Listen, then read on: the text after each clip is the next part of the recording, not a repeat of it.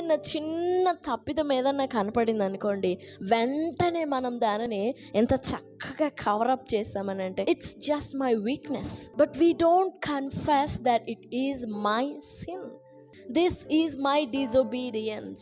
Have you ever defended yourself that the disobedience within you as your weakness? But when you come in the light of the cross, సిలువ వెలుగు నొద్దకు నువ్వు వచ్చినప్పుడు ఆ చిన్నది కూడా ఎంత పెద్ద గాయం చేసిందో ప్రభువుకు మనం కనుగొంటామో. If you are standing so far from the cross, you will always defend yourself. The thing is, if we defend ourselves, there is so much distance between you and the cross. సిలువకు మనకు మధ్య దూరం ఉండకూడదు. ఆ సిలువ నీడనే, ఆ సిలువ క్రింద జారి పడుతున్న రక్తపు చుక్కల క్రిందనే మన బ్రతుకు.